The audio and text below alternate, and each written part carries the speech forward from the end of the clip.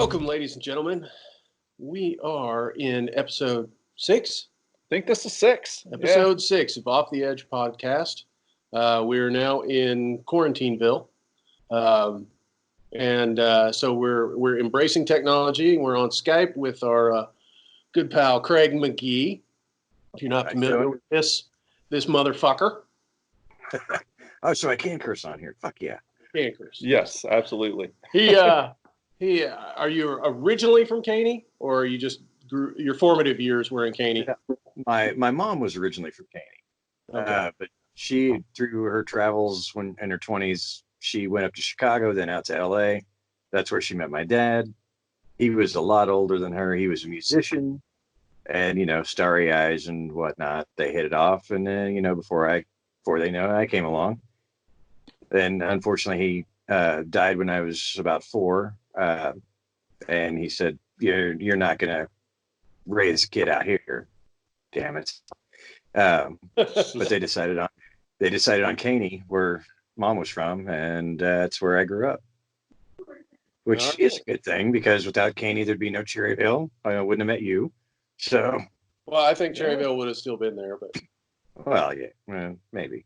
I had something to do about it in high school, but right. So I guess let's list off your accolades here. You're an IMDb registered screenwriter. I had forgotten all about that. Thank you. It's been a while since I've had a credit on there. Yeah. Currently doing stand-up comedy. You do stand-up comedy? Comedy? Yeah, this is why we drink before the show. Magic happens. I should have stronger than Dr. Pepper. Yeah, probably. You just put some stuff in it. And are you still doing the horror reviews? The reviews, not so much. I see. I that was one of those things where I went out on top. It wasn't intentional, but it happened. I was contacted by an agent for a PR rep who read one of my reviews and loved it and asked if he could use some quotes on the DVD cover. And of course, I'm like, fuck yeah. And, they wound up using 2. They put 2 quotes together into one sentence. And I didn't get my name on it. The website that I wrote for is on there for some reason. I don't know why. But anyway, a quote from my review of Sharktopus made it to the DVD cover. Well, and I was drunk when I wrote it, but I still stand by that review. I still stand by that movie. All right. Everyone look it up if you haven't seen it. Sharktopus. Sharktopus with a shark squid hybrid and the one and only Eric Roberts. Oh, that's cinematic gold right there. Cinematic gold. Well, it was a Sci-Fi Saturday premiere. Trifecta. Uh-huh. Yeah. And I haven't really, I did a few reviews for different other sites, but that was at the time my actual job. But I just wound up not having the time and I kind of let it go. So that was my last official review and my last one. If I had to say anything, I'd say I went out on the middle just because, it wasn't It Chapter 2 or anything. It was Sharktopus, but still a great movie in its own right. And I was happy with that. They even sent me a DVD. I didn't even have to buy one. Oh, awesome. Awesome. Yeah, that's great. You saved 90 minutes of my life by reviewing Cell. Yeah, thank you. I appreciate that. I took that bullet so you didn't have to. Yeah, well, unfortunately, I had to watch it when it came on streaming. Yeah, it wasn't my favorite King book either. No, my dad loves that book. The book was so much better than the movie. Well, it always is. Yeah, almost always. 99.99%. Now, an argument could be made for The Shining. Yeah, I was going to say, when you came down to record our stand-up, we got to talking about Dr. Sleep. Yes. Which I feel is a far superior movie to Kubrick's Shining. I love the book. I did a book report on The Shining in the 4th grade. If that tells you anything. Yeah. 4th grade's a little young, right? No. I was checking out Stephen King books at the library far back as I can remember. I was only a block from it. That's all I had to do, that or get beat up. So, I preferred to stay inside and read. But yeah, I still haven't read Doctor Sleep, but the movie was brilliant, I thought. And any connections that it made with Kubrick Shining, it actually made me appreciate where they went with it. Yes. I will say that I felt the film was just as good as the book. Obviously, there were character arcs and actual characters that were cut. But one thing I will give the movie over the book, and maybe it's because Stephen King's getting up in the years, but the movie goes out a lot darker than the book did. Oh, there's a lot more sunshine and rainbows in that book than there were in the movie. See, I didn't expect that. I figured it'd be the opposite. Yeah, no, not at all. That's beautiful. Yeah. So they really wanted to wrap that story up, I guess, when he wrote it. Yeah. But the way the movie ends, they can make more as far as I'm concerned. They could, and I mean they could in the book as well. In a Force Ghost kind of way. Yeah. But I love that movie. But Mike Flanagan, the director, he's just like at the top of his game, and he's at the top of my list right now. He's been on a hell of a roll lately. Yes. What else? Is it House on Haunted Hill? Oh, Not all right. House on Haunted Hill. What the hell was that? The Netflix show. Haunting of Hill House. Oh, that was Haunting amazing. of Hill House. Gerald. Yeah. Another Stephen King adaptation. Yeah. Which, given the source material, he did a good job. He did Gerald's Game? Yes. Okay. No wonder I didn't like the book. It was boring to me, but he did. The movie was good. The one about the mirror? Which one? Oculus? Oh. My wife keeps ragging on me to watch that. I haven't yet. Yeah. Matt's giving us all homework. Yeah. Another good movie of his is Hush. It's been on Netflix for forever. It's about a home invasion, but the woman that lives in the home is deaf. Oh, I've seen that. Yeah, that was it. Okay. Okay. So he's got a longer list than I thought. Yeah, unlike myself. He's got a couple of earlier movies that I want to dig up and check out, but just haven't got to it. Okay. Well, now that I think, before I forget, speaking of my IMDb page, which needs some drastic updating, I leave that to Zombie Dave. But he's the one that I collaborate with on screenplays. But going back a few years, we need to have a song, a soundtrack credit up there or something, because somebody wrote a guitar riff that just happens to be in there during one of the pivotal scenes. Also happens to be my favorite Edge of the Red song. Yeah. Kicking It Down, I believe. That's what it's called now. Yeah. Right on. At the time, what it was called then. At the time, it was it was Nude, I think, is what I got when the file was sent to. Yeah, it was called Nude and Lewd. Nude and Lewd, yeah. But the reason it was NEWD because it was in drop D tuning, so it was a new D, but it kind of had this lewd riff in the middle of it. So it was Nude and Lewd. Oh, you see, I like that. Well, because it's in the pivotal sex scene of this short. I was like, yeah, boom. Yeah, that was it. Just nailed it perfectly. Nailed it while there's someone nailing while there's someone getting nailed and walked in on. Now, what's the short for everyone so they can look it up? What's What's the short for everyone listening and watching? The Cleaner from 2007.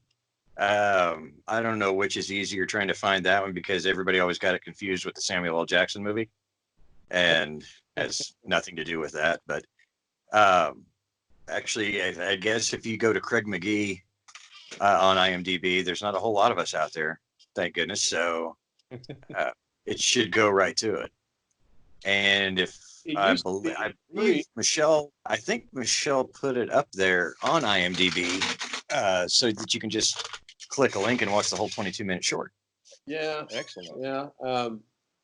I was trying to find it today, and maybe I was having a problem because I was on my phone. But yeah, it's been up for a few years now. Nice. That's how I finally saw it. I was like, oh, there's my song. This asshole, that's all he cares about is hearing his song. Yeah. It was during the booty scene. Come on. Yeah. There you go. One of the best scenes in there. And then back when Kenny Waring, when he was fronting Mud Puddle Dive, their song 6 is on our closing credits. Yep. Oh, awesome. Another local band must give props to, I guess. Well, he's Take the Day now, but you have always been edge over edge that I know of.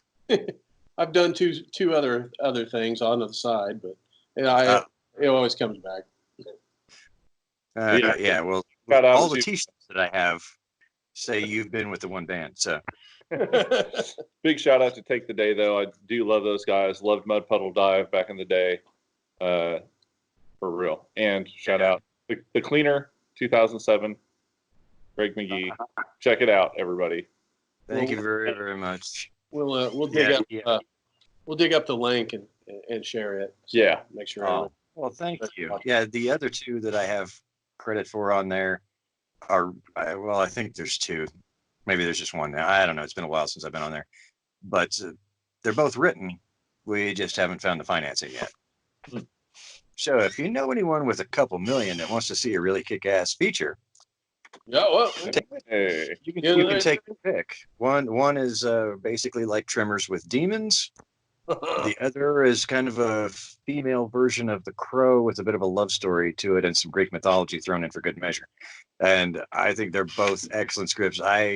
If it weren't for actually Dave Rita, I personally don't think I would write that good by myself. He knows how to close doors and push me to be better, I guess. And so, he's a director and also a writer. Now he has more award-winning horror shorts than I do, that bastard. But I'm very proud of him, very happy for him. Hopefully someday we'll get to make our babies. Right. So which one is Shadow then? Shadow is the female type. Oh yeah. Yeah, kind of crowish, kind of not. Cool. It's I'm very proud of that script. That was the second thing that we wrote together. And kind of funny, we both had trilogies planned out for Unholy Ground is the other one. The one that I started, and then he called me and he's like, give me some ideas. We need to do something. And so I pitched a bunch of things to him. He's like, that sucks. And that's one thing I love about him. There's no ego with us, kind of like Rick and I with the comedy. There's no ego. If something sucks, well, I'm glad I heard it before I started wasting my time on it. And then I pitched him something. He said, well, it's kind of Big Trouble in Little China, but kind of Tremors-ish, but with demons. Son of a bitch. Based on a local, haunted church over one of the 7 gates of hell, supposedly. And he's like, okay, I kind of like that one. That's got potential. Let's do it. And so a few months later, we had the final draft of it done. That's actually the only thing I've ever registered with WGA, the Writers Guild. Yeah. And apparently it expired a few years ago, but I still have the certificate. I'm proud of it. Yeah. And I don't mean to be all over the place, but I got to address I see my reflection now. Yes, these are clothes hanging behind me. I am in my closet/office, which is basically just a little 10 by 10 room in the basement. That's where all the magic happens when it comes to anything creative. And you see, I even have a bed, little twin bed there for when I pass out and don't feel like actually going to bed. I can just roll out of my chair into it. Sweet. It's good that you have to do what you love. Yeah. And change your shirt. And change your shirt. Yes. It's important. That's the most important thing. These are dress shirts that I never wear. So you're kind of on the wrong side of it. The geek stuff's over there. I was wondering if that was like you collected a item of clothing from every one of your victims. Some of my victims wear some weird shit, or they're a bunch of puppies. I don't know which. But no, well, like the one that I have on, I'm very proud of that. It shows that I'm not too old to be the creepy old guy that shops at Hot Topic, so I can have Kevin Smith shit. That's not creepy at all. Oh, I love it. But I did go with my daughter though. Yeah. That was even creepier, I guess. But she's 18 now. Just a couple of days ago. Well, we took before all of this shit happened, the quarantine and all of that. I had a rare day off. Usually I work 7 days a week. I had a rare day off, and she's like, "Let's go to the city." So I called her out of school. Figure senior skip day with Dad. Why the hell not? Yeah. Bought her lunch at Jack Stack. We went to the mall, and I was like, I want a Supernatural shirt. That was what I was looking for.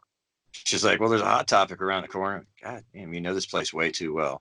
But Oak Park Mall, I guess, because her and her mom go there all the time, and her and her girlfriends. But I hadn't been in like 3 or 4 years. And sure enough, there's a Hot Topic. I told her, I said, "I bet you a cookie at the big Toll House place over there that I'm the oldest guy in there by like 20 years. I got my cookie." Yeah. Even the manager was like 23. Oh yeah. We asked. Yeah. So, on that note, talking about your daughter, about comedy, we're going to share a little bit of a skit that I was fortunate enough to come and video for you.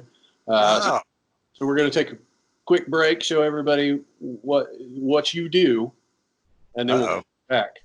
Okay. I had to talk about my sweet baby girl again, my daughter, real quick. She's 17 now, and every bit the little lady. I am so proud of her, so impressed with her. The way she handles herself in public is nothing like her father. I'm very proud of her. She's so poised and collected. One night we were in Walmart. It was late. We were tired, and we were just keeping each other, entertained. I guess I was doing a ridiculous French accent. She was doing some high-pitched German thing. We're having a good time. I pay for my crap, sack it up. We turn to leave, and a few feet away from us, there's this elderly gentleman in a motorized cart just glaring a hole right through us. And I was about to say, "What's up?" But he beat me to it. He said, "Go back to your own country." What? Sorry, what? And just probably as much of an American accent as that sounded like, I guess, whatever. He says, "You heard me, foreign scum. Go back to your own country." By this time, I wasn't having none of that. Like, there is no way some homeless dude on a motorized cart's going to get the best of me. He said, "Look, pal, I know the trip over on the Mayflower a few centuries ago must have been hell on you, but I'm half Choctaw, and I'm pretty sure my ancestors had this land before you, and you stole it from us, so why don't you go back to your own country, jackass?" He didn't hear a word I was saying. The whole time I was talking, he was too busy going, "Get. Gives us the bird.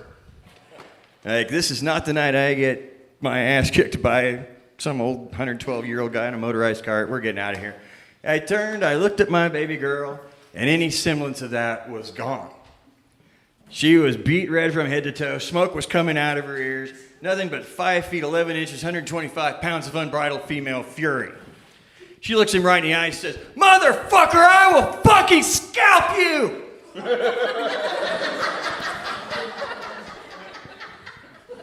He was so scared, he backed up, hit the register, almost knocked it over, took off zooming down the middle of the store. I have never been so proud of her.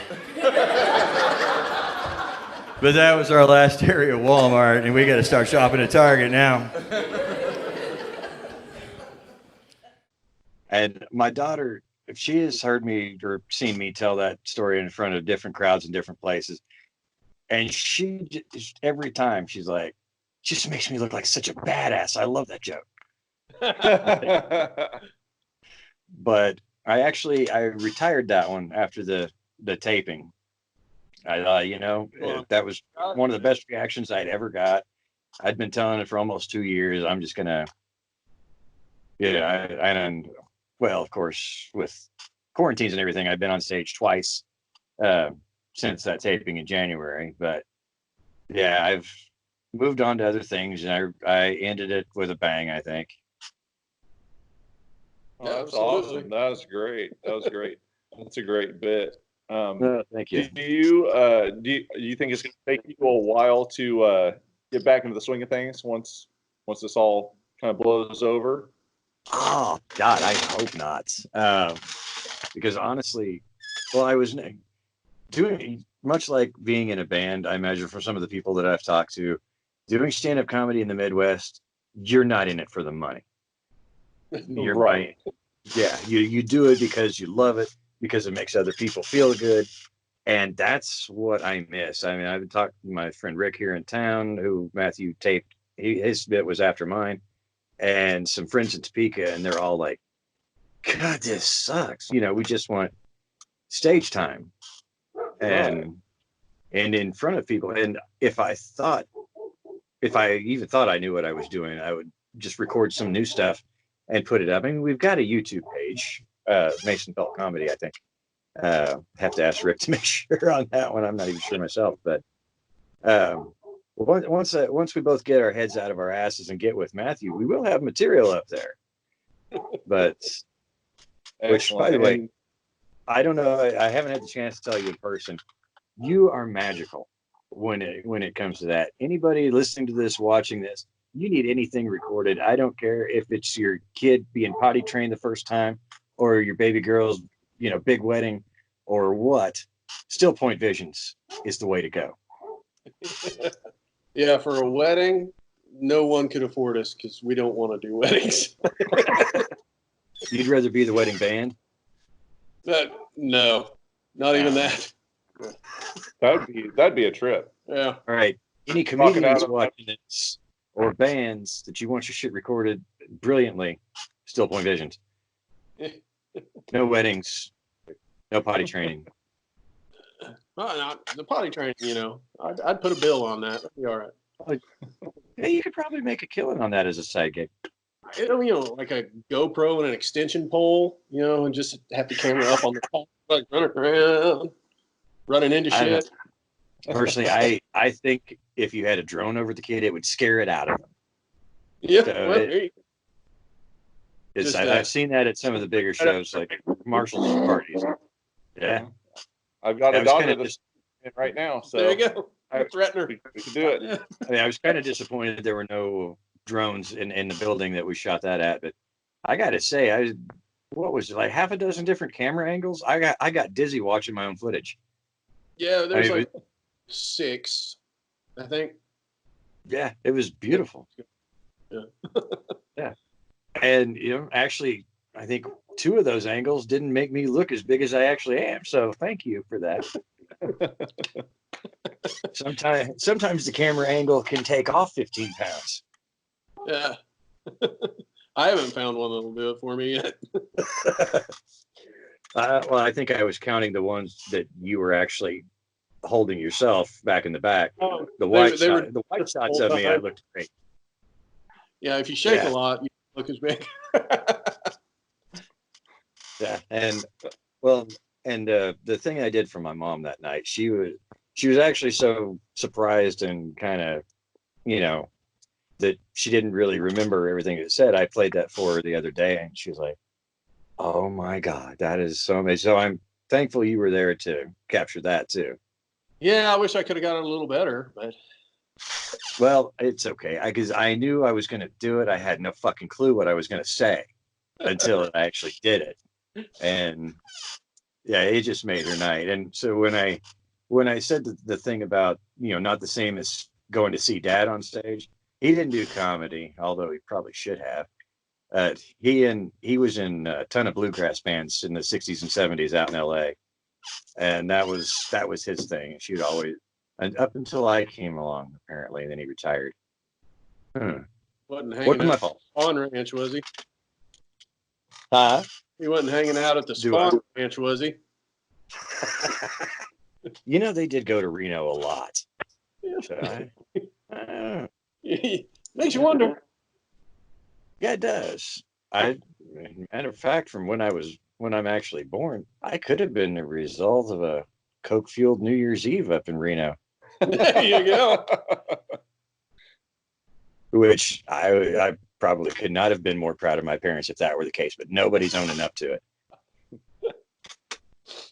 You mentioned earlier when I think in relating to writing and stuff that you and you know the people you work with, it's kind of a no ego thing, taking criticism and seeing what works and stuff. That just made me think about like your approach to comedy specifically when you're writing bits or when you're developing them. Could you kind of take us like through your process? What for you personally, what works when you're creating? I guess I try to avoid a lot of open mics because when I was starting out doing this a couple of years ago, I bombed a lot of those. And I still do because open mics, well, they give new comedians a shot to be heard by management. They give seasoned ones a chance to try out new material. But the thing of it is that the open mics are after the main people, the ones who are there getting paid, go on. And so most times people leave. And you could just be putting on a show for each other. So my harshest critics are my family. And so I will run things by my wife or my kids. My youngest son especially loves puns, even though you ask him, he won't admit it, but he does. And so my love of wordplay goes back to the Marx Brothers movies that my mom had me watch when I was a kid. And Groucho just turning everything onto that. Well, like, for example, one of the new ones that I have is if you think about pleasuring yourself, but you keep finding excuses not to, you keep putting it off, you're what's called a procrastinator. And things like that. And so I run it by them. Usually my wife and daughter, if they laugh, I'm like, okay, that's a good one. They kind of look at me like, really? I know it needs work. My son, he's a quick trigger. Laughing at it, he doesn't do that very often. I usually know it's a bomb when he does. But if he looks at me and says, I hate you, and turns around and walks off, it means I got a good one. Nice.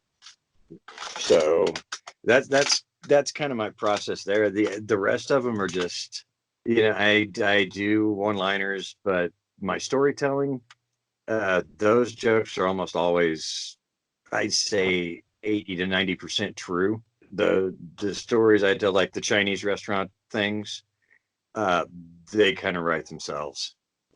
And the one with Allie and Walmart, that's I couldn't have paid someone to come up with something like that.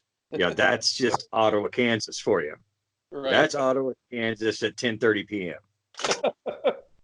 Reminds me so much of Parsons, it's not even funny. Oh, for people that are listening that aren't in Southeast Kansas and don't know about Parsons, take our word for it. Yeah. And no disrespect to Parsons, I guess, but I haven't even been there in a decade or so. The first 20, 30 years of my life being around it, yeah. So no offense, Parsons. No, there's a lot of lovely people in Parsons. There really is. I don't know any of them, but I believe you. We would give you all hugs if it wasn't for this virus stuff. Right. Yeah. Yes. So Air 5. Yeah. So speaking of the virus, how are you handling the quarantine? How's the family? Is everybody home? Jesus Christ. Are you essential? What's going on? Well, yeah. Everybody's on. My wife, I'm glad she gets to work from home. I mean, she does early Head Start, meets with the parents of kids, like birth up to 5 years old, and gets them ready for preschool, kindergarten, that sort of thing. I think you guys' version down there is CCAP, if I remember right. But anyway, it's kind of a government teaching job, and so she get to move from the office and doing home visits to setting up video conferences, and doing them that way out of the basement. So my little office in the basement is still mine. My living room, where all of my cool nerd shit is now a fucking office with sheets up everywhere. And well, if the kids are looking at all the stuff you have on the shelves, they're going to be distracted. They're not going to be, I was like, yeah, I'm kind of ADD when I look at everything. I'm like, God, I got a fucking flea market in my basement. That's how tightly packed shit is together. And, so yeah, but she's having fun with it, and I don't mind having her here. The kids, I think they're adjusting more. I'm adjusting great because in 7 months of employment at that restaurant, I had 6 days off.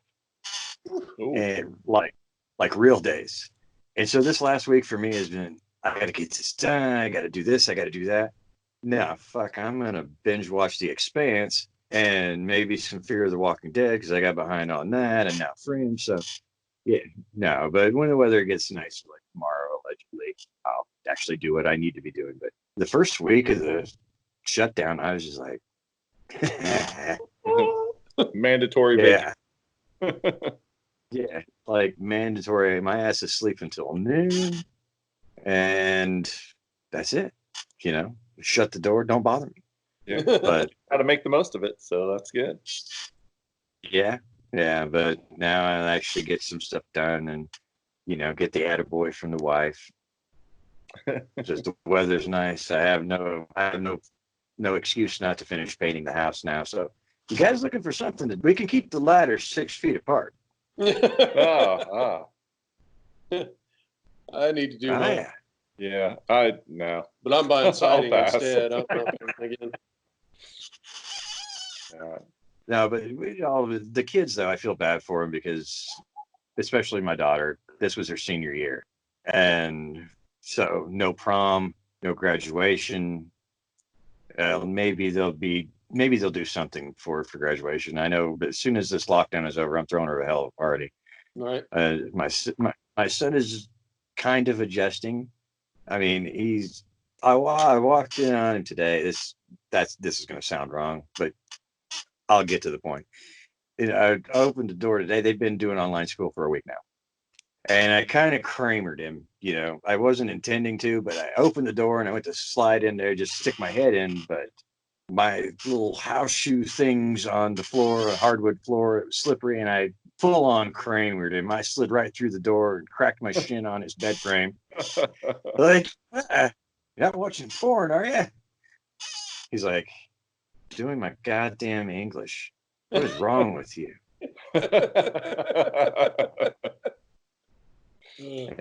Well, I just came in to say hi. I couldn't stop, He's like, you could stop whenever you want. No, you can't. Never mind.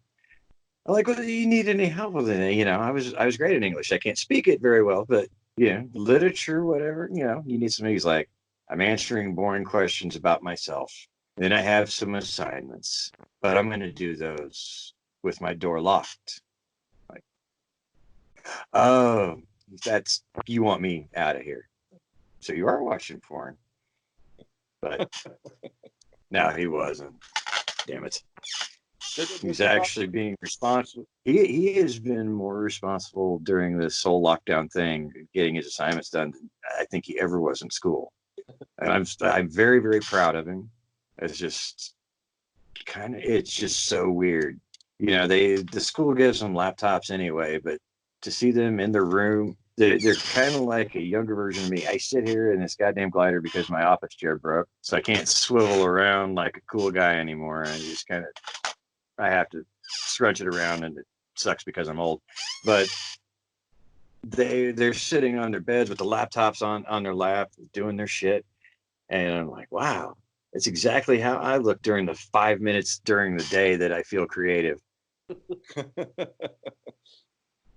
And I have written some new shit, so I'm happy about that. I've gotten back on screenwriting. I've written some new comedy bits. So if this shit ever gets lifted, I'm going to hit the stage running.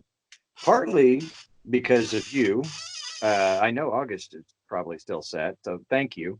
I didn't even know that was official until Rick sent me the little poster thing. It said, with the comedy stylings. I'm like, what the fuck?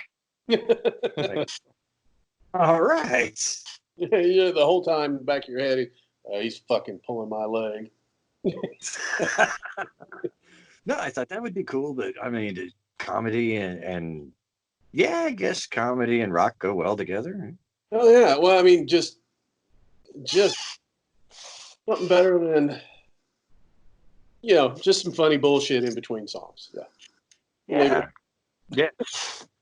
And by August, with this whole lockdown shit, I mean, we're gonna have hours of material between the two of us. So however many bands you have, the time in between will not be boring. I promise you. Awesome.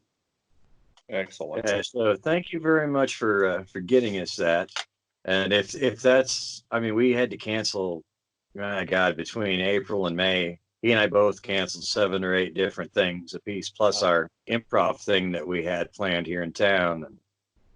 And it's just, yeah, well, like I said, it's not the money we're missing. It's the same reason, the same feeling you guys get when the crowd is like chanting your name and singing along with the songs and shit. When people laugh at what we're saying, that's our rush. We know we're helping people forget their problems for a little while, and that's all we need. And helping them forget their problems and making them happier makes me happier. So everybody wins. That's so important. That's so important to have that kind of momentary escape. Let someone else do the thinking for you in a way. Take you on a little journey. Yeah. I love it. That's what it's all about. I mean, so. Like, oh, what are we going to do tonight? Oh, well, there's this asshole that I heard about. It's pretty funny. We can go see him on stage. And like, there's this cool band down in Cherryville. Hey, let's go see that. Yeah, it makes sense because Kansas, we are kind of hard up for entertainment. There's a lot of great bands, a lot of great unsigned bands. I'm fortunate enough to be friends with some of them, and like, there's a lot of great comedians in the Kansas City and Topeka area. I'm fortunate enough to call friends who are just like this close, you would think, to being famous, but at least I think they should be. But yeah, I think it's just hard in this area in Kansas to kind of get to that upper level to kind of crack that ceiling. Yeah, kind of. Yeah, but I mean, with the internet, though, I mean, really, you can get your name out there. And that's how Michelle and I wound up meeting back in the middle part of the 2000s.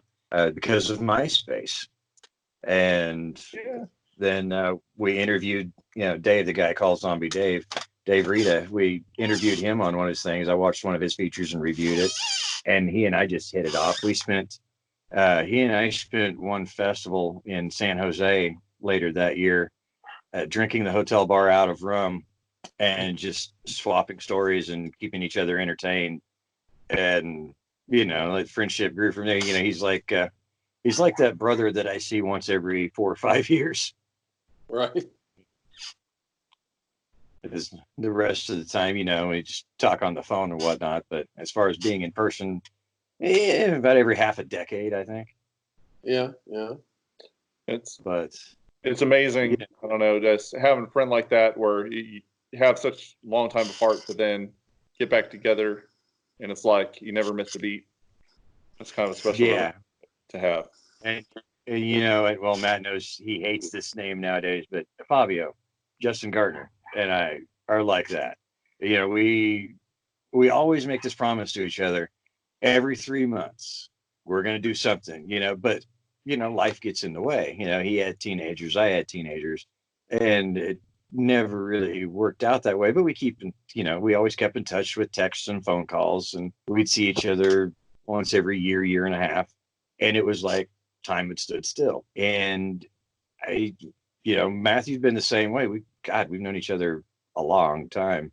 Yeah. And we always just seem to like start up the conversation wherever we left it the next time we talk. And, I like that. There's not enough of that in my life as far as I'm concerned, but I'm thankful for the ones like that I have. Right. And, that's really all you need. I don't even remember where I was going with that, but yeah. Justin is one of those that's it's like, like I said, time just stands still and you start over where you left off. And Dave's like that because, every time he calls me, he's like, so like we were talking.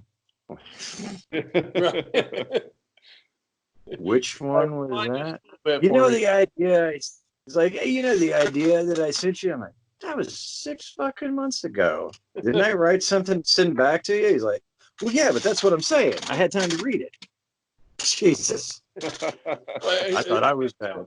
So take that situation, and how many times have you run into, you got a message from him, and you type it all up, and then 6 months later you go back and he's like, hey, what'd you think of that? And I was like, didn't I respond? And you go into the message and like, oh shit, I never hit send.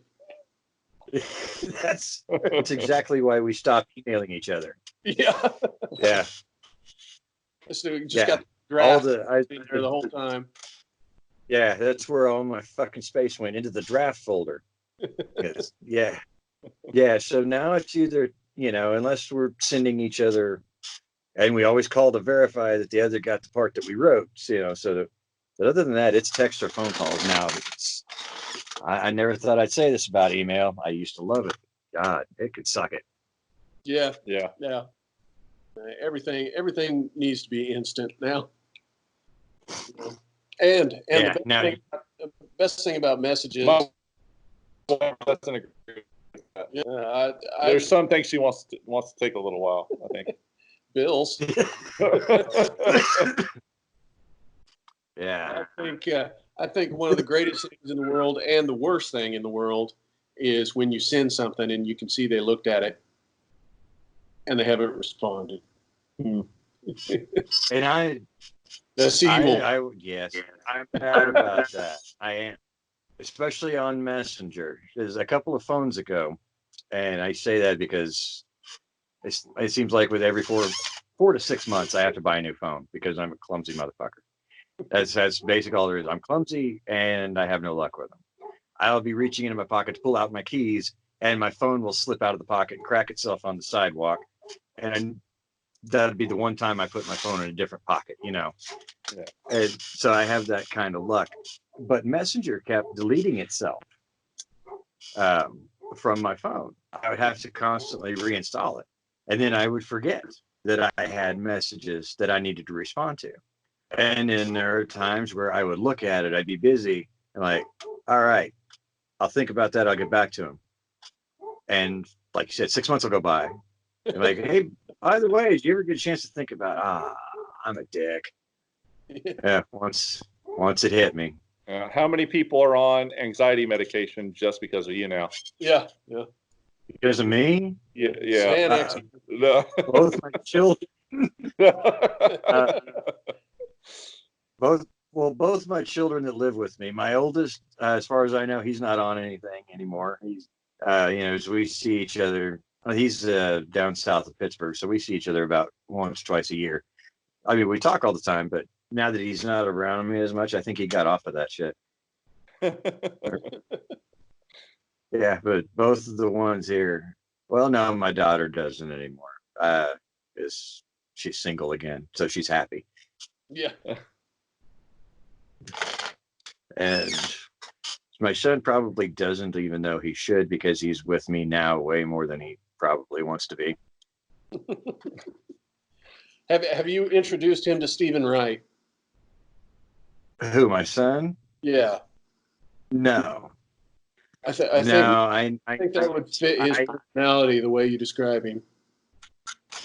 I did show him some Mitch Hedberg clips, and he really liked that. And to me, Mitch was Steven 2.0, I think. And right. I loved them both. Yeah, but what are some of the comedians like? What really makes you laugh? What makes me laugh?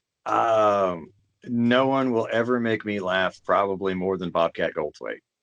Yeah. I still will watch his old stuff now and then, even his movies. My daughter and I watched One Crazy Summer the other night. Yeah. She hadn't seen it since she was about 10. And I told her the story of, and this is a true story. When I was growing up in Katy, during a spring break trip to Galveston, the best $35 I ever spent was on a fake ID. And times were different then. But since I looked a little older then and the license said I was older, a buddy of mine was able to, whenever they needed extra help, would call me and I'd haul ass down to Tulsa and I'd work at Joker's like maybe one Saturday a month, the comedy club down there. And this was in 85 and 86. And Bobcat came through. I was already a huge fan because of the Police Academy movies. And I think he already had an HBO special by then. But my job when I was there was to just walk the talent from their dressing room and hit their mark at the edge of the stage, and then they were introduced. I had to get them there in time. Then when they were introduced, they just walked on out. Well, it's threw me. I don't know why I was so naive. I rarely get starstruck, but that was one of those moments. And he was talking to me in his normal voice. I had never heard that before. And I told him when we got to the edge of the stage, I was like, I'll be kind of honest with you. And I called him Mr. Goldthwait. And he's like, but I said, I'll be honest with you. This is kind of freaking me the fuck out right now. It's like, I guess I just figured that was you, on stage in the movies, He's like, no, I got a normal voice just like everybody else, but you want to see something? Just wait. And they introduced me, went out. And so I was headed, back through the little maze backstage. And I hear this, hey, get out here, kid. I'm like, what? And he was pointing like right through the edge of the curtain. He's like, kid, come here. And so I walked right out there and he put his arm around me and he's like, anybody of you out there? Like grandmas or bikers or tours, if you feel like kicking my ass tonight, this is my security. I'm fucked. It's like, get out of here, Slim. And he shoved me backstage. I was laughing so hard, I was doubled over crying once I got backstage. And I told her that story. She's like, God damn it, I really wish I could have lived in the 80s. It really was the coolest time, I think. You get away with so much more than you could now. I was so lucky. But Bob Goldthwait, Rodney Dangerfield never ceases to make me laugh. But the newer ones, I cannot stop watching. Anthony Jeselnik, I think is his name. Yeah. His dark twists and shit on things. I mean, you think he's going somewhere, and then all of a sudden he pulls out this just twisted punchline, and I'm like, oh God. Yeah, he's so wrong. He's just so wrong, but it's so over one the of top. my favorite, Yeah. One of my favorite ones of his, I think, is my mom should have been on one of the planes that crashed into the Twin Towers. So I think, anyway. And that one got me hooked on it. And there's another guy, I can't remember his name right now. Shit. As soon as this is done, I'll be able to think of it. He's also, I think he's a friend of Jeselnik's because I've seen him perform like on talk shows together. But Jay Dorr, maybe with an H. He's Canadian. I know he did one bit where he had what do they call those things? Suspenders tattoo. Like took off his shirt and he had suspenders tattooed to it. But I don't know.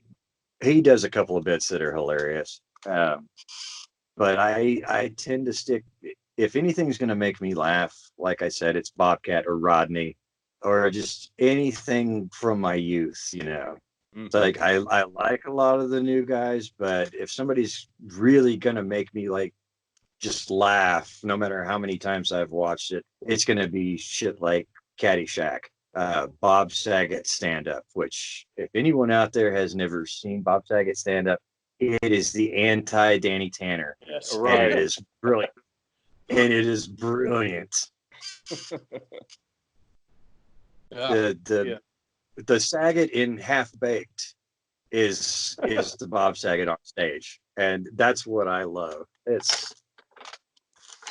But those guys make me laugh.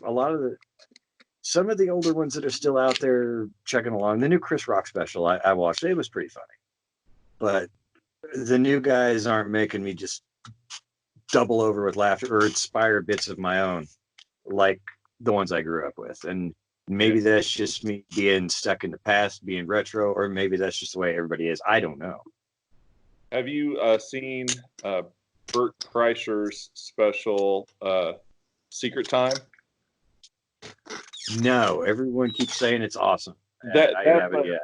That's not his one that just come out, but it's the one before that. And that to me was, I mean, I was like crying, laughing. I was crying. There's not too many comedy specials I sit there and watch, and I'm just like can't breathe and I can't talk, and I'm, that one got me pretty good. Nice.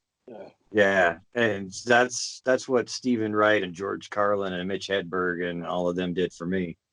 And for some reason, the Impressionists always just wowed me too. Everyone from Rich Little to was there anyone else besides Rich Little that really counts? Caliendo. Caliendo can switch, and I envy that. And he can start a sentence as Morgan Freeman and finish it as Robin Williams, and that is something impressions I've been trying to do since I was a teenager. That's not something I've mastered yet. Actually, just to hear a white man sound like Morgan Freeman. Yeah, it's impressive. I would say my pinnacle of comedy is the first 15 minutes of Harlem Nights. To this day, I still cry when I watch it. It's so funny. Yeah, I haven't seen it in so long. It's been probably 10 or 12 years that I know I would love it again. But I watched it so much back then that you ever watch something so much you get sick of it? Not that one. I had to take a break. Well, the two movies that I say made me who I am, I guess, for lack of a better word. And I think I've told you this story, Matthew, before. When I was younger, I was painfully shy, like wallflower, hiding behind it, like George McFly kind of shy. And, all of my friends, they were, jocks with the big muscles and it worked out and everything. And, they got all the attention from the girls and like, oh, man. Then the summer of '85 happened. Two movies changed my life. Fletch with Chevy Chase, Real Genius with Val Kilmer. Yes. And after I watched those two movies, I just had somebody the other day about Val Kilmer's best role. Someone said Top Secret, and I was like, "You're full of shit. It's Real Genius." Yeah, Top Secret was good. It was. But Real Genius. Top Secret's further down the list. I'd say Real Genius and Tombstone. And then, you can move them however you want below those two. I always put Willow in there in the top three. Okay, and the Doors. Yeah. I'll give it 4, but I'd keep Willow up there. Yeah. All right, I didn't topic. I just had to. No, that's great. No, and actually, Men Who Broke 1,000 Chains, that HBO movie, that was one of his best, I thought. Because that was the first time I saw dramatic Kilmer. And like, oh, he's got range. And so, but unfortunately, it'd be about a decade later, David Duchovny took the top spot of my man crushes. So, but Kilmer's still in there. Man, and did you ever watch that movie? I think it's Iceman. Wait, not him playing Iceman, but Iceman. Yeah, I think that's what. No, Michael Fassbender is tracking down a serial killer or something like that. Anyway, he's a small character in it, but it's like after he had a stroke or whatever, and so then they dubbed him, and it's so bad. I mean, it's so bad. Oh man, it's not good to begin with, but I can't remember. Snowman. No, it's the Snowman. Snowman. No, I haven't. I love Fassbender though. I need to watch that. Yeah, because I mean, it's worth. He's more than Magneto, even though that's probably his best role as far as I'm concerned. Well, what BBC show was he in? What? Fassbender. What BBC show was he a big part of that? I can't remember now. I have to admit, sometimes I get him mixed up with Benadryl Pumpkin Patch. Sherlock and Dr. Crane. Oh, he's amazing too. Yeah, I think. Yeah, I love it. Goddamn, I will get those two mixed up in a heartbeat. But well, was Fassbender on Sherlock too, or was that something else? Yeah, that was Benedict. Okay, right. I know it wasn't his first thing, but I think the first thing that I saw Fassbender in was 300. Oh yeah. He was in. Huh? He was in 300. Yeah. Oh. He's the one that said that. And see, my wife loved that movie. We'll fight in the shade. Yeah, he was the one that said, we'll fight in the shade. That was Fassbender. Oh. Okay. Liked him in the Alien prequel. Yeah. Was good. Oh, for me, I still haven't seen that. Isn't there two of them now? Yeah. I need to put that on. Prometheus is really good. As you'll see in my office, I have very organized notes.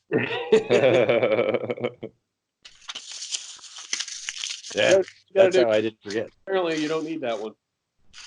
No, that one's done. Yeah, well, not we're not done yet, but at least now I won't forget to do it.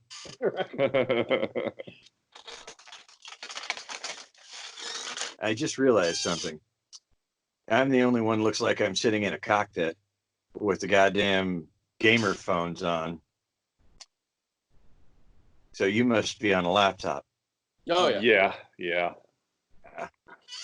All right. See, I didn't know this was going to be video until the last second. I just thought, oh, cool.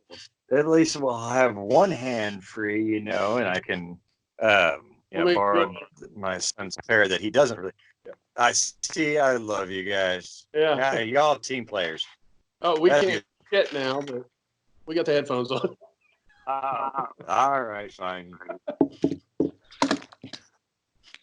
I got it to say here because now I can say, "Great shot, kid." That was one with a straight face and not feel stupid until now.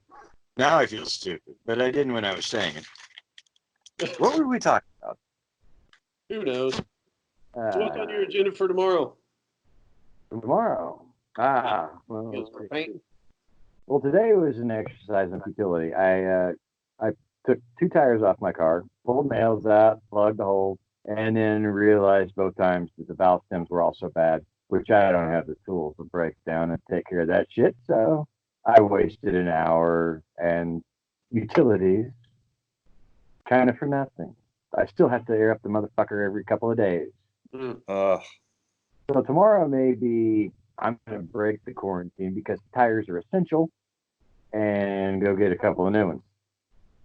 But if my wife has her way, I will be scraping and painting on the rest of the house, which is about halfway done now.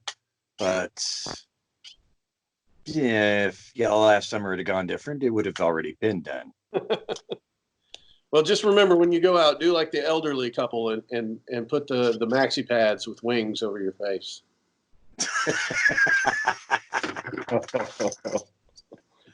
Please tell me you've seen that one. I have. Whenever I see that, the thing, and this is probably as far as comedies go, my top 5 of all time. You guys ever seen Lone Star State of Mind? I have not seen that.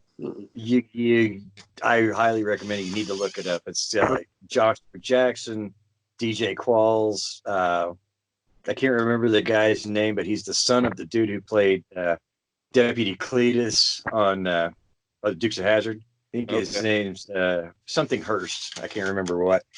And John Mellencamp, of all people, amongst others, are in this movie. But there's a part where robbery going on, and DJ Qualls, the new kid, I love him, always plays an idiot. He brings out this shit, and he's like, the guy's like, no, I said pantyhose, numbnuts, not panties, not panty liners, pantyhose. Because he's got this fucking pad on his head with like ear flaps, looks like a goddamn, going out into Canadian winter. And that's how it started. It's one of the wife and I swear by it. It came out in like 2000, I think, but one of the funniest movies that I have ever seen, and I've seen a couple. But what about you guys? What are you doing tomorrow? We get to work. Working. Yep. Oh, so you guys are essential. Yeah. Yeah. Expendable. We're expendable. Oh, dude, don't think I wasn't enjoying it. Once we had to shut down the buffet, he started, doing carry out only, but then he's like, hey, you know the town, you can deliver. I'm like, I hate liver. He's like, not liver, deliver. Oh, yeah. I thought you were saying deliver. I'm not eating fucking liver. He's like, no, you take food out. Like, well, that cut down on dishwashing, though, right? Fuck no. There's still, I am so desperate with everything, all the responsibilities that have been added to what I had done there in the last few months. I was so desperate. I was offering my son money out of my own paycheck to come in and wash the dishes for me while I was doing other shit. And he said, nah, I'm good. Yeah. And the more I think about it, I don't blame him. Right. He has a hard time understanding accents. I don't. I do enough of them my own. I'm fluent in bad English. I speak bad English. But I loved being a delivery driver. It was the first time I had delivered food anywhere since Pizza Hut and Coffeeville when I was in college, which is how I met the pickle. Well, Terry, not how I got you know what I mean. Let's clarify. Terry Martindale. Let's clarify. Terry Martindale, the pickle, not how I got a pickle. I was not experimental in college. Yeah. Although looking back now, maybe I could have used the extra money. Yeah. Well. But no, and I was having a blast cruising all over town, not thinking anything about the virus.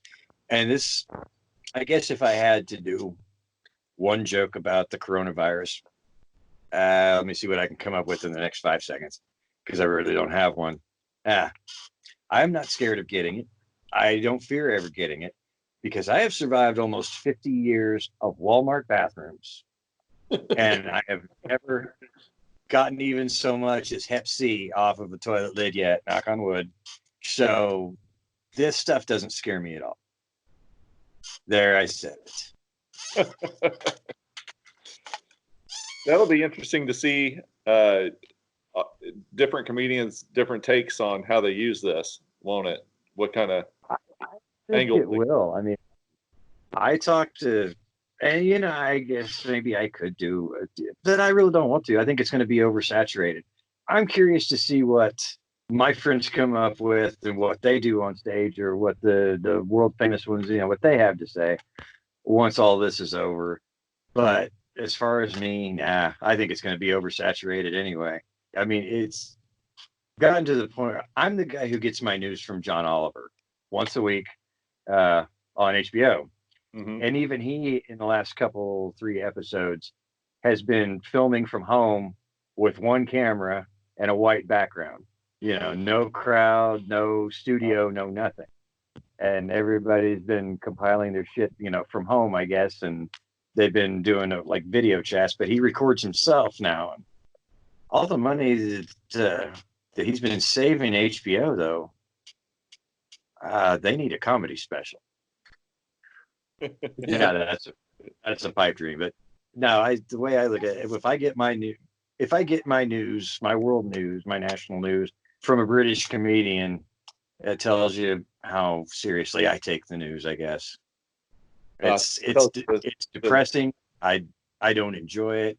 I would almost rather watch Showgirls 24 hours straight than I would an actual broadcast on CNN or Fox News. So there you go. That kind of says something about the state of our sense-making institutions in America right now.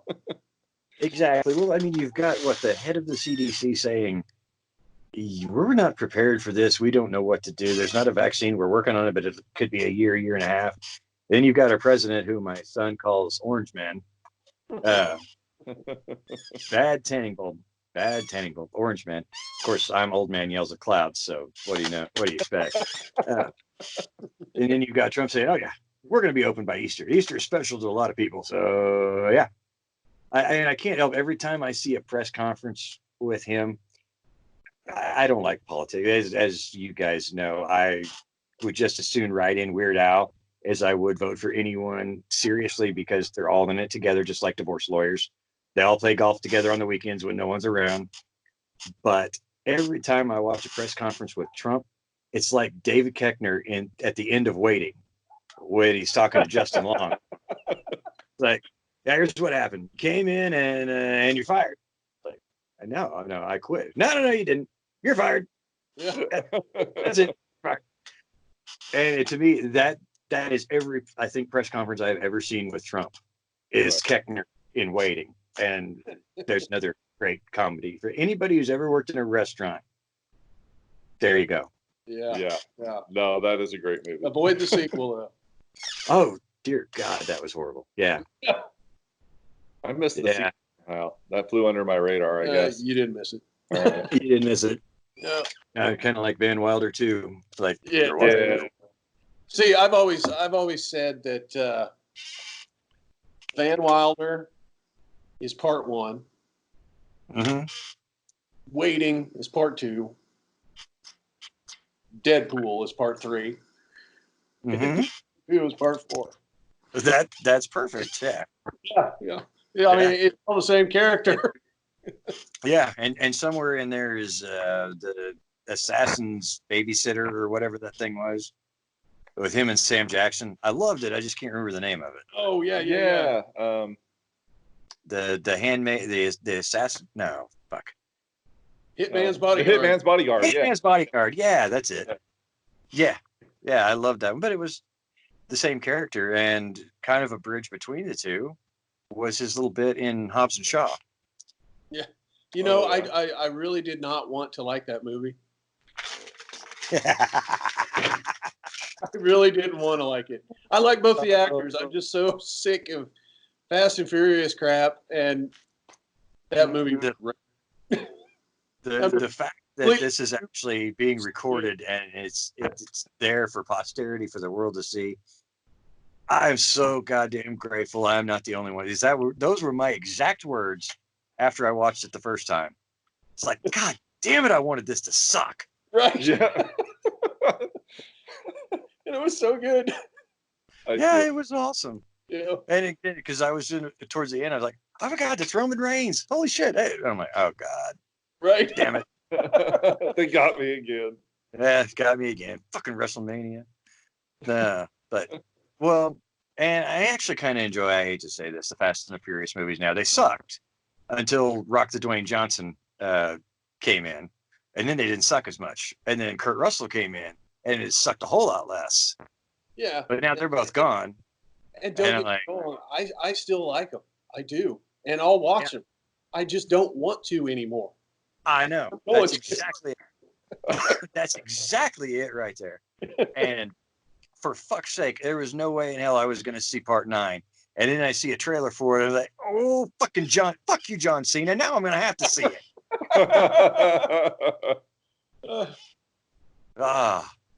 Because I that's another one I hate to admit I like, but I fucking love John Cena. Playing with Fire I swear to God, is a much better pacifier movie than the pacifier with Vin Diesel ever could be. I haven't seen that one. I started Bumblebee the other night. Right? Started what? Bumblebee. So it's like Oh, a prequel to the Transformers movie. Well, and John Cena's in it, and I'm like, man, this ain't gonna be too good. Fucking movie. It's like, damn. Well, but what's so good about Bumblebee is that they're all like 80s period Transformer bodies. I mean, it's just like spot on. Like, it's straight out a of prequel or a reboot. I really don't know what to classify it as, but it was better than anything Michael Bay ever fucking did. We were having this discussion the other day about Michael Bay and his look. Yeah, you know, a lot of this type up stuff. close, shaky, middle of the action. Yeah, Matthew. Why didn't you do any 360 bullshit when you were recording me? Believe me, my arms were getting tired, so there was plenty of shake. Plenty of shake, but no 360 rotation. Damn it. That's why they had 6 cameras, man. Come on. Touche. Really fast. It'll look like it's going around. If I did like this. Yeah. But no, I loved Bumblebee. And I think 2 main ingredients to me loving that so much was John Cena. Even though he didn't really have that big of a part in it, the story was really good. But Michael Bay didn't direct it. And he had 25 years ago. I loved his work. I loved Bad Boys and Bad Boys 2. Yeah. And some of the other shit that he did. But then he kind of became a parody of himself. Mm-hmm. And like Jimmy Fallon, he was still laughing at his own jokes when no one else was. And I hate to use that as an analogy, but that's kind of my go-to pick on when I do anything. Like, yeah, Jimmy Fallon. Yeah, Jimmy Kimmel's funny. You're not. Kimmel doesn't laugh at his own jokes. But I think Michael Bay becomes so self-aware that, yeah. I was trying to think what the last movie he directed I actually liked was. And I keep going back to Bad Boys 2. That's the only thing I can think of, and that was like 15 years ago. I think Bad Boys 2 was his pinnacle. You know, I think that movie was better than the original. That movie was just perfect. It's funny. It was irreverent. I mean, it was nasty. I mean, it was great. And like it was his the tribute to it and how made it up to be. I mean, it was. Yeah, you're right. It was beautiful. But I can't even think of the last. But you know, he didn't direct Bad Boys for Life. Right. And I've heard good things about it, but I haven't seen it yet. I haven't seen that one yet either. It's good. It's not part 2, but I think it's better than the first one. I like the first one, but I do too. I just don't think it's as good as the second. Second one, just everything was firing on all cylinders. And it was great. Here, I'm gonna connect the dots between Ryan Reynolds and Michael Bay now, and that with that thing on Netflix right now, 6 Underground. Okay. I watched that. I did not know that was a Michael Bay thing. I went into that? it. Yeah, that's one of his deals. I went into that, and the opening scene is this car chase, and it's like all crazy. It's Michael Bay, and my wife just looks over to me and goes like, "This really feels like a Michael Bay thing." And I was like, "Yeah, it really does." Like, man, I hate this shaky camera stuff. But then, we got into the movie, we really liked it, and then we forgot about that. And then the first thing you see in the credits roll, Michael Bay, we're like, "Oh, yeah." So, definitely. See, well, thank you, because that will settle an argument once I get off of here. Because when we watched it together, I made the same comment too. I'm like, Jesus Christ, so somebody went to Michael Bay Film School or something? Just like, what? But I didn't stick around for the credits. I liked the movie, but I was like, on to the next one. Yeah. And I didn't even look it up. So thank you for noting I'm not crazy and somebody wasn't copying him. That was actually, wow. That was his deal. What was the one that he did based on a true story? About I think it was the Marines. I do not know. I don't know. I'll have to look it up. Did he direct John Cena in the Marine? No. I Oh, Pearl Harbor. No. Yeah, I mean he did that, but no, not that one. Oh, he tried making another abortion of a war movie. Yeah, this one's a little more accurate. Oh, I mean, I love Ben Affleck. Damn it, I do love Ben Affleck. But that movie still was god awful. I don't know. I call me crazy, but if I'm going to watch a war movie, I don't want to be bogged down with all that romance bullshit. Right. Yeah.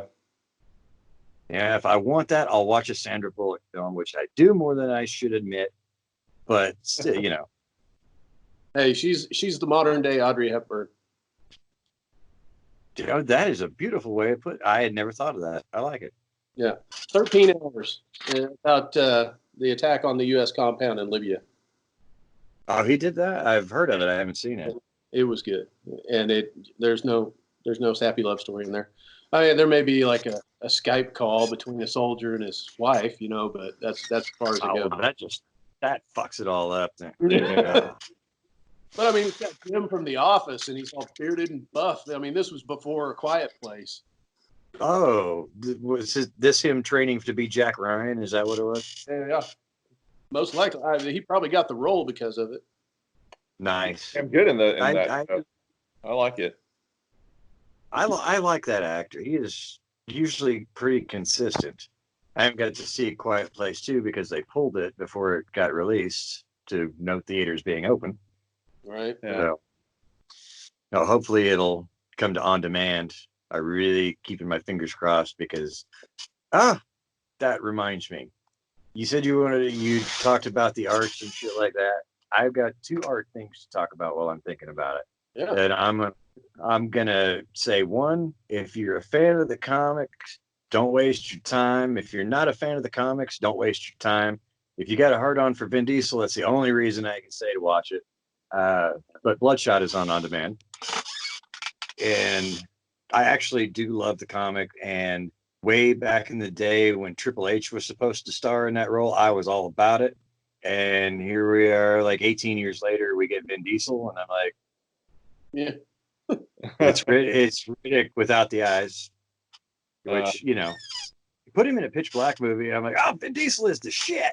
Anything else, and I'm like, it's the same fucking role. I know I'm a hypocrite, I guess, but I thought he was pretty kick-ass in the pacifier too. But no, one movie, and I think it's on Redbox and some other platform like not Stars, one of those other rental things. Like if you got a Roku box, it's on there. Redbox on demand, I know it is because that's where I watched it. The Hunt is probably movie of the year so far for me. That's what I've heard. The Hunt. Okay. Yeah, The Hunt. And take what you know about like The Condemned with Stone Cold Steve Austin, or as I liked it better when it was known as Battle Royale in China, or was it Japan? One of those two. It takes hunting humans to a new level.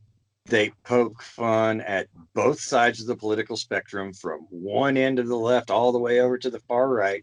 They never stop. There's more twists than a J.J. Abrams series. And it is a brilliant piece of cinema. It really is. And they don't want it to be called a horror movie for some reason, even though that's kind of how I lump it in. But it's more like a thriller action comedy, I think, is what one person called it. I'm like, fuck, now you're hunting humans. It's a fucking horror movie. I don't care what statement it has to make. It's a horror movie, but it's funny as fuck. There's blood all over the place. More twisted. I mean, just the first 10 minutes, you get to know a character and then gone. I'm like, man, I liked him. So it kind of does, in a way, what Cabin in the Woods did with the stereotypes. And it flips everything you think you know, does a complete 180 with it, and still rams it up your ass, but it's done in such a way you don't mind it being done. If that makes sense. Yeah. But no, it's Check by it out. far the best movie I have seen this year, The Hunt. And if you're a fan of American History X or My Name is Earl. Ethan Suplee, however you say his last name, has lost a shit ton of more fucking weight and is awesome in this. Any character named Shut the Fuck Up Gary actually in the credits, you got a winner. So the credits are just as good as the first Deadpool, then, huh? The closing credits, yeah, because you actually learn the names of some of the characters. And Shut the Fuck Up Gary was by far my favorite, you know. That's awesome. What was the movie about hunting people with Ray Liotta back in the day? You know what I'm talking and about? Ice-T? Yeah. And Gary Busey? Yeah. Oh, I was with No Escape, but it was Surviving the Game. Oh, no. All right. I was thinking of No Escape. I'm sorry. Oh, yeah, I was Ray thinking- Liotta Okay. surviving the game. It No. was... I was thinking of No Escape. it was but Rutger Hauer. It was Rutger Hauer, Gary Busey. Ice-T was the runner. But yeah, no, good too. And John John C. McKinley. Yeah. In No Escape, he was the guy being hunted. Yeah, Yeah. Ray Liotta. Okay. Just unnatural. Yeah. Well, Surviving the Game was like a homeless hunting version of Hard Target with Jean-Claude Van Goddamn, and that's still one of the best action movies of like the 90s was Hard Target, and the reason for that was John Woo directed it. You know, brought the beauty of Chinese camera art to our action, but he did a Tom Cruise movie after that too. I didn't think it was as good. I don't know whatever happened to him. It's what I remember him for here in America was Hard Target and The Replacements. The Replacements? No, The Replacement Killer. Oh, Replacement Killer. Okay. Yeah, Mira Replacement Killer. Oh, Yeah, That one. Right on. yeah. he did No. Face Off too, right? Oh, that's right. Yeah, my wife and I still argue about that one. I love it. She hates it. It's good because that's like at the height of John Travolta's resurge, you know. But I think they really missed the mark in that movie because that first 10 minutes when Nicolas Cage is the bad guy, he's fucking brilliant. And then you got to spend the rest of the movie with him trying to be the good guy. I'm like, he's the best bad guy. And, you know, fortunately, we get a lot of those movies from now. But but then, when he was acting all crazy, coked up, that was the best Nicolas Cage in the world right there. which there are two movies that he's done here lately that I need to see. I haven't seen them. Have you? Mandy or Color Out of Space? My wife has watched. If these are all on like straight to Netflix, is that what you're talking about? Because there were like 14 theatrical releases. There were like 14 Nick Cage movies that have come out in the last 3 years that were all on like Netflix and Hulu. And if there was still such a thing, I guess, as a DVD rental store, it would be straight to DVD. Right. But she watched like 5 of them and she's like, God damn, these suck. What happened to him? And they're like, well, he took Ghost Rider too seriously and probably stopped doing coke. Because that's, money. I mean, this Nick Cage, after Next, I think, or knowing those two kind of went together for me, I just kind of stopped. I had to. I'm like, this is not the guy with the changing accent from Con Air that I love and respect so much. And so I just had to stop. I think because let's face, the only thing worse than him trying to act like a sympathetic good guy in Face Off was his stab at a Southern accent in Con Air. Yeah, I think he in these last few movies he's embraced the crazy Nick Cage. I think that's what people are loving about them Is Oh God, he's gone. So he's gone full Busey. oh, yeah, yeah, just that Nick Cage version. Okay. So the bees scene from the Wicker Man remake is how he's just spending his entire career now. I think so. Right. I think so. I both love and hate that at the same time. So maybe I will give these other movies a chance. Yeah, I guess Mandy is. I mean, you just look it up and you'll see the cover, and it's him bearded with his face completely coated in blood. So, yeah, Nice. Okay, I'll give it a shot. 'Cause right. there were a couple of them that I guess she thought were going to be action movies that were more dramatic and shit like that. Yeah, And kind of like when that Schwarzenegger movie about his daughter being a zombie, where you're like, oh shit, finally Arnold fighting zombies, and it was like, no, it was like full on heart wrenching drama. right. What movie? And I can't That one. I can't remember the name. It was Maggie. Yeah, All right. Yeah, and I'm not gonna say, honestly, I can't really say it was good or bad. It pulled all the right strings at one point, but not being what I hoped it was going to be when I started watching it, I felt let down. Yeah. But kind of like the same feeling I've gotten out of the last two Escape Plan sequels, if that says anything. Yeah. Spoiler: no Arnold. I haven't watched any of the sequels. I did enjoy the first one. It was good. The second one was good too, and Batista shows up in one of those. I'm like, God damn it! Now I'm gonna have to watch it. That's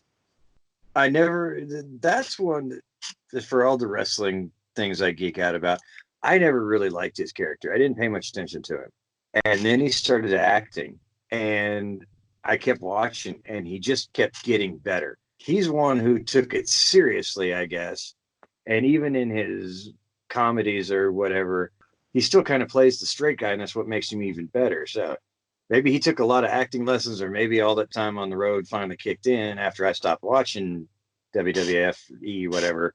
But I started watching Batista's movies, and every one of them, you will see there's a progression. He keeps getting better. And I think Drax is the perfect role for him. I will never see him as anything else now. Yeah, but I give him credit. Stuber was fucking funny. I haven't got to see all of that yet. Every time I started watching it, something would come up. Motherfucker. It's like, oh God, what's the new one? Coffee and Kareem on Netflix. Oh, With Ed Helms from The Office. uh-huh. And it's supposedly some kind of buddy cop movie, kind of like Beverly Hills Cop. I don't know. I get 5 minutes into it and the phone rings or something comes up, and then I'll forget about it for a week. I mean, it took me 6 weeks to watch that Spencer remake that Marky Mark did. It was cool and all, but not as good as the show from the 80s, Spencer for Hire, or as good as the Robert B. Parker books, I don't think, but that's just me. I haven't had time to actually read a novel in probably 10 years, but I did read the Spencer books when I was younger. Yeah. And I watched the show with, what's his name? The dude from Vegas and the captain from Deep Space Nine. I can't remember their names. But Robert Urich. Yes. And then yes. And Avery Brooks. Avery Brooks. Yeah. One of the most badass black dudes ever in any role that he played, and his name was Avery. Yeah. Well, he had the voice, man. It just, that's deep and deep. Commanding. Yeah. Spencer. Yeah, I could never do it like that. But the new Hawk though is the guy from Black Panther, not Black Panther, but one of the main characters, like the rival faction on the mountain that saves his life in the movie. Yeah, he's Hawk, and he's actually pretty good. So I mean, it's a good movie. It's just not our childhood quality, if that makes sense. Yeah, because I was just taking for granted. You guys are close to my age, I hope. Oh yeah, maybe. Okay, closer than he is, but yeah. Pretty close. Good. Good. Yeah. 50's around the corner for me now. I got less than 6 months. Yeah. So, maybe we need to have a party. Hopefully we 6 can. feet, though. Yeah. I hope we can. You know, I consider Trauma Fest an early birthday party if they still let it happen. Well, I tell you what, Wayne and I haven't really discussed it because we're still hoping that that's going to happen then. But Yeah.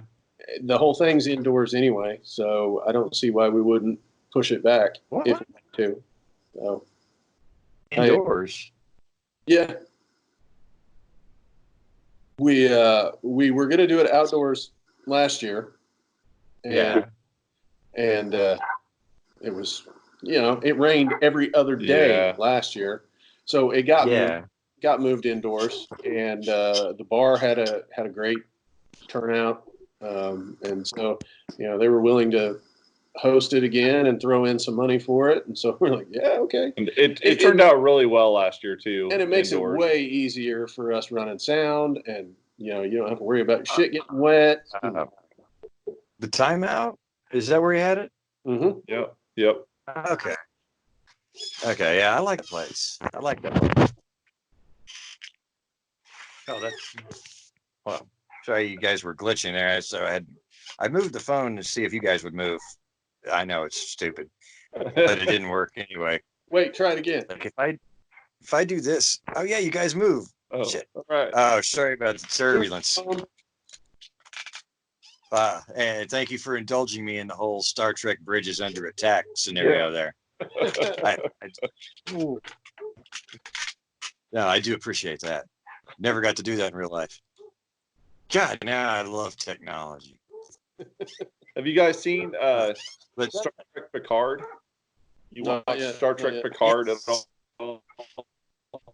yeah, I really like I that. followed that along from week to week, and god damn, it was good. As someone who doesn't remember how Next Generation ended, it's been too long, and I haven't gone back. It was nice to see familiar faces, new faces, really good writing, I thought. Me too. And I enjoyed the shit out of it, and honestly, it's the first time in a while I've been like, god damn it, give me season 2 right fucking now. Right. I'm with you. I thought it was great. Have you guys seen the video floating around right now of Jonathan Frakes when he was doing the World's Mysteries or World's Greatest Mysteries TV show? He was the host of it, and so he's doing all these story introductions like have you ever gotten your hat stuck on top of the refrigerator? Just stuff like that. But it's a montage, but they slowed it down 0.5%. So everything it sounds like he's drunk and he's slurring. It's like, have you ever had your hat on top of the refrigerator? And it goes up like 3 minutes. It is incredible. That is awesome. No, I got to check that out. Yes.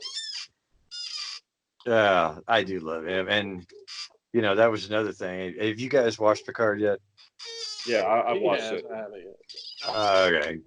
Yeah, just to see him on the bridge of any ship and point that finger out, engage. It's like, yeah, like nerdgasm right there for me.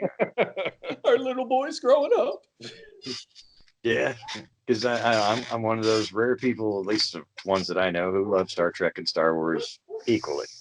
Yeah, I think there's a place for both of them because I love both of them. From Shatner's own acting down to the ones I haven't seen yet, like Voyager and Enterprise. No, Discovery. I haven't watched that one yet. I haven't. Yeah, I missed some of those after But next. Picard, I'm like, fuck yeah, I'm gonna watch something about Picard. Yeah. Yeah. But, Like you said, and it was that kind of got me. I was looking for another sci-fi thing after I watched the last episode. I was looking for another sci-fi show to fill the void, and that's when I just kind of accidentally came on The Expanse. And that's what I was telling you. I binged that this last week. I finished up the last episode of the 4th season that just aired a couple of months ago, right before I joined this thing tonight. And that's when I was like slamming that desk, like, motherfucker, I want more. And that doesn't happen with me often these days. So that goes, I've never read the books that it's based on, but it was a sci-fi original series for like 3 years and they canceled it.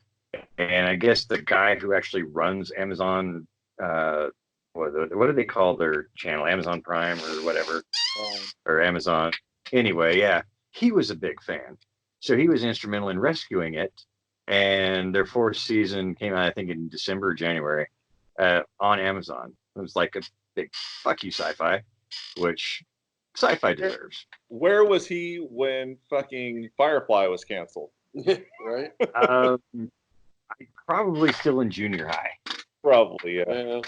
Yeah. So, or when, what I want to know is where he was when, and I forget the series that took its place, but it came down to 2 pilots that had been made a couple of years ago. One, I think, was called Dark Matter or something like that, some series that Sci-Fi picked up. And the other one was called Tremors, starring Kevin Bacon.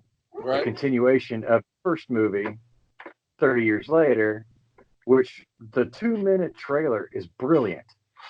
If you haven't watched it, look up Tremors 2018. It's on YouTube. It's brilliant. The whole thing looks amazing. And they passed on it. Yeah. So, as far as I'm concerned, Sci-Fi can go fuck itself. I loved Winona Earp, and I haven't seen anything new of that in 2 years. They canceled The Expanse, and they didn't pick up Tremors. That's 3 strikes. Yeah.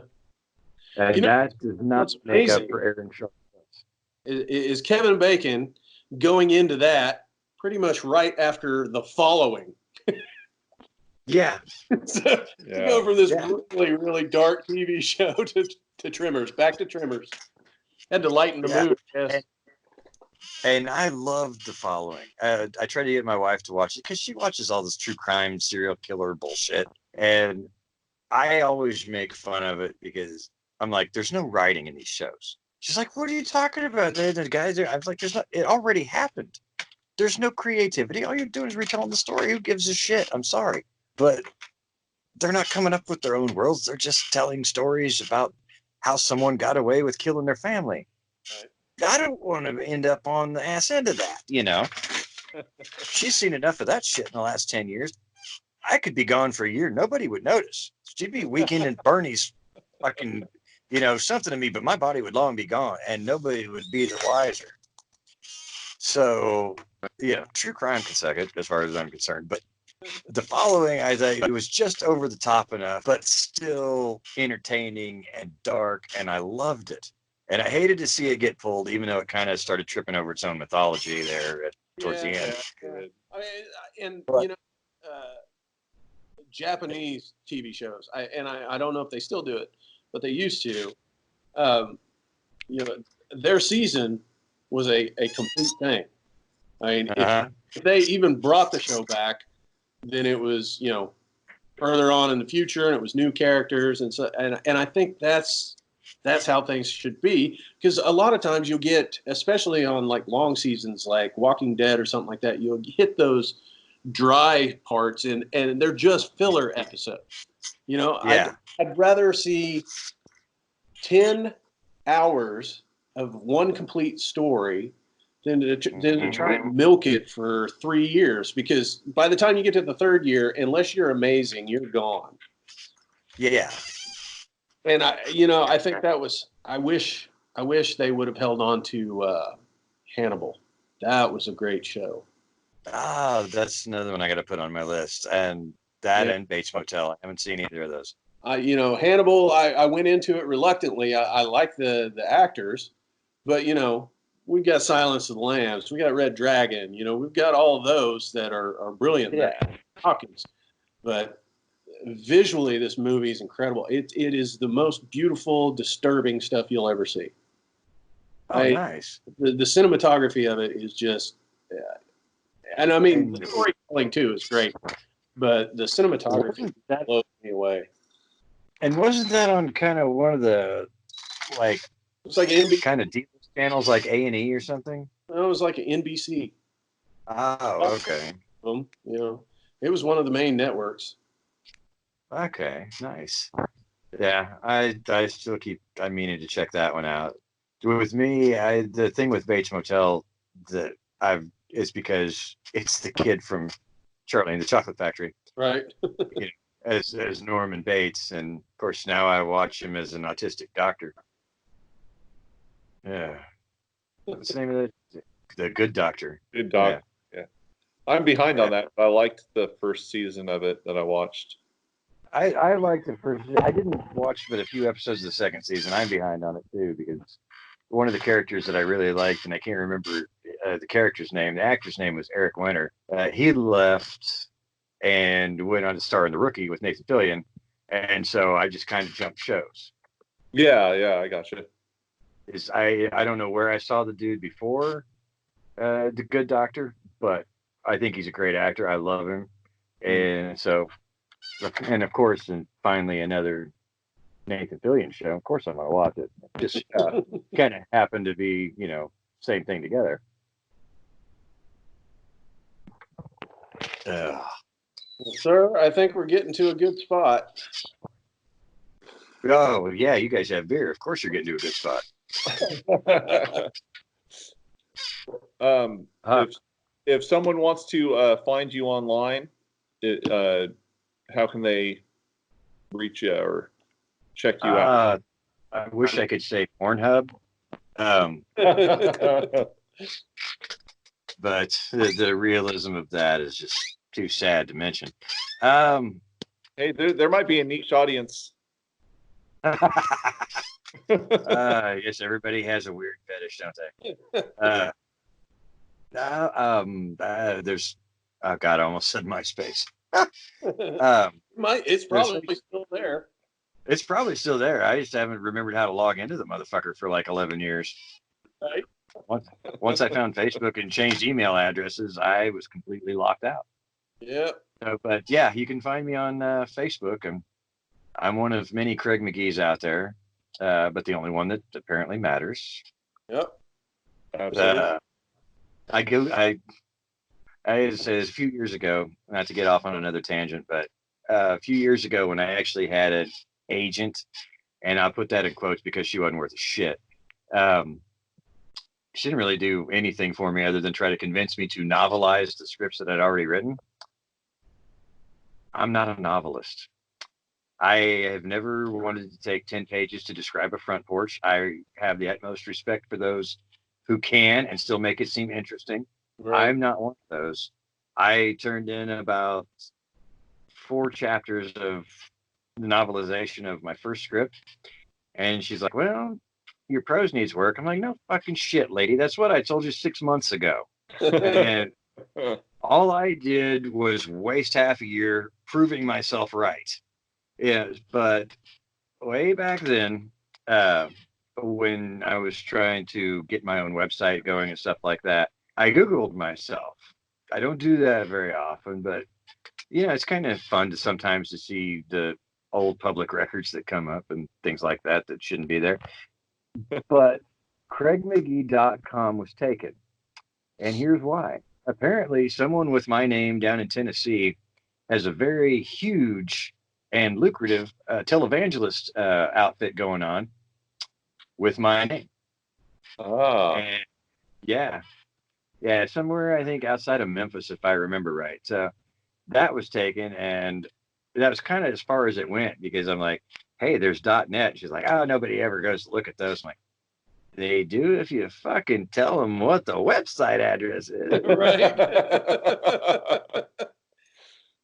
But she discouraged against that, and so eventually that was taken too, and that was I don't even remember, it was some shipping company out of Bump and Grind or Rope and Ride, Texas, some town I'd never heard of down there. And you know what? All that's left is like EDU. I am far from educational. I am far from being a role model. So I should not take that one in case there's a teacher out there named Craig McGee who needs a website. I felt it was my personal responsibility to leave that open for someone far more responsible than myself. But so long story longer, there's Facebook. There is Mason Felt Comedy on YouTube, which will have footage, new stand-up footage soon. I promise, Matthew. I will get with you on that so we can edit it. Put little clips up, just like the clip you did tonight for Zach and everybody. Things like because we want to put up little blurbs, right? Give them a tease, not the whole thing, in case I ever want to sell it for like $1 a DVD or whatever. Yeah. Yeah, Well, cool. We'll make sure to get that link and put it up with the YouTube and the audio podcast out there on all the platforms where you can reach. Sweet. I think on that YouTube page you will also find a sketch from 3 years ago, maybe, that kind of all four of us in the group, Mason Felt Comedy group, came up with. It was a boy band reunion type thing. It's called The Boys. And we lip sync our way. We take turns with different songs from New Kids all the way up through One Direction. And we take turns, lip syncing lead parts on that. I think it's on that YouTube page. It is well worth checking out. It's because you will never see an old fat man dance as well as you do in that video unless it's something Chris Farley did back in the day.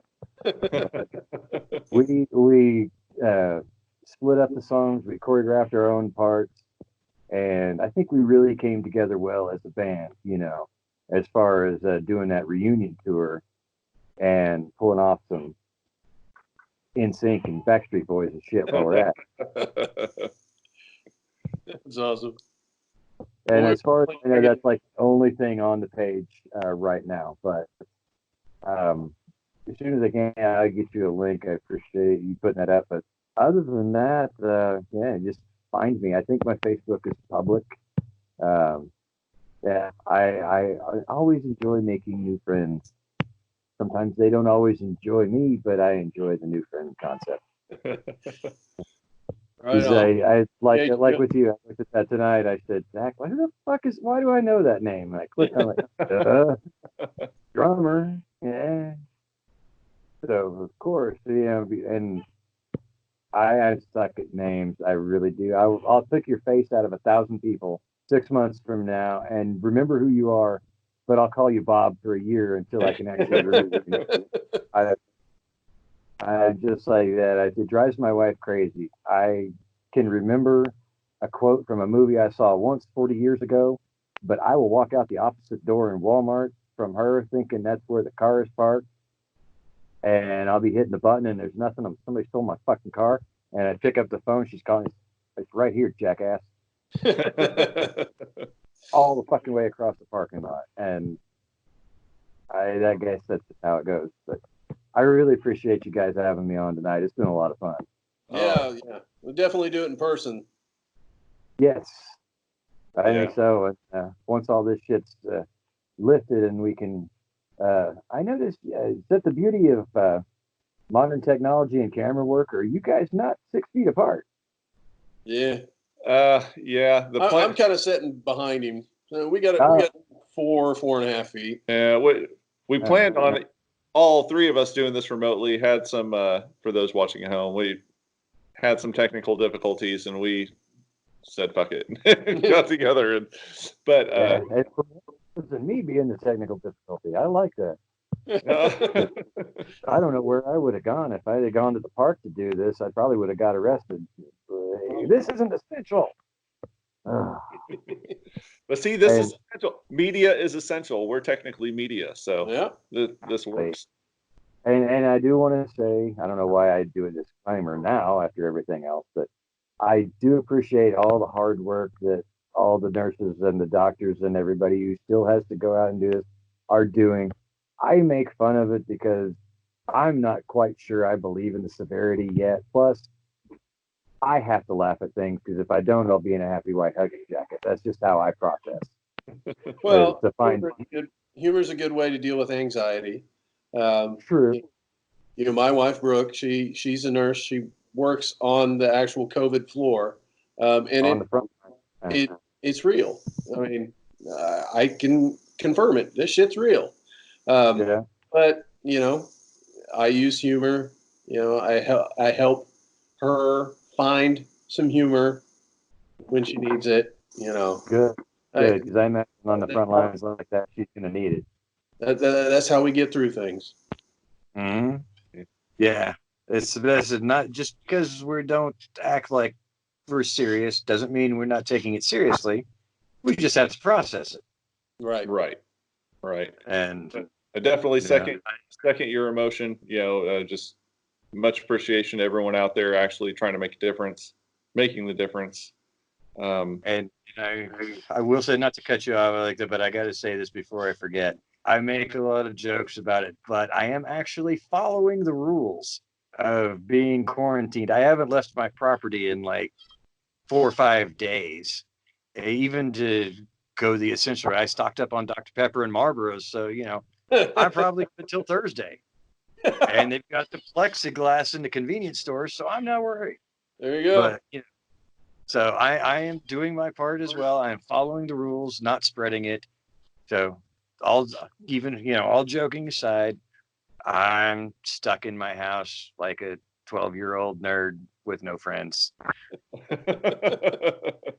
Well, we're gonna give one extra shout out to the postal workers that are out delivering our packages.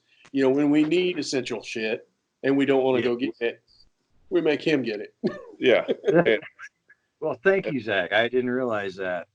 It's because of guys like you that my Punisher 3D desk lamp came on time. There you go.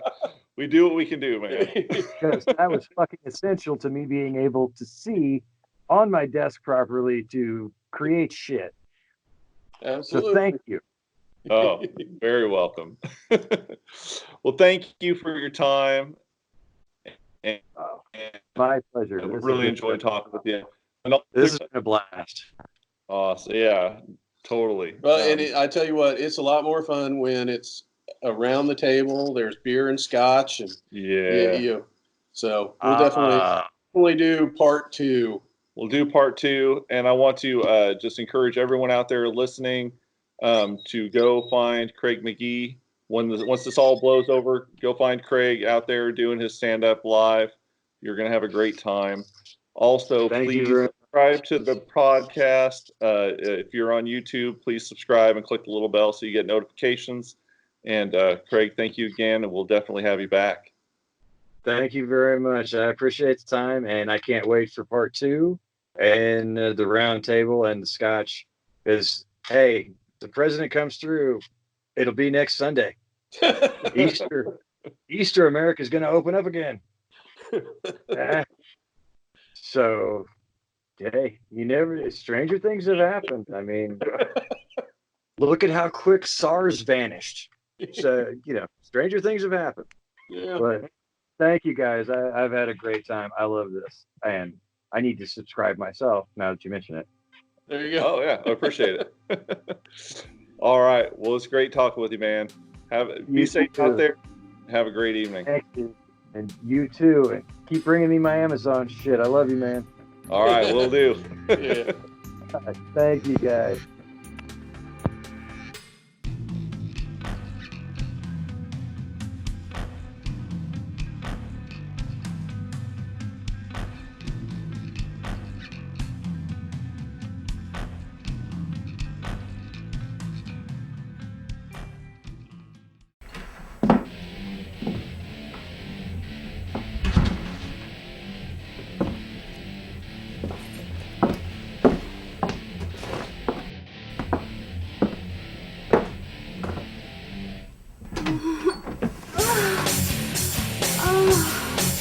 Great. Oh my God.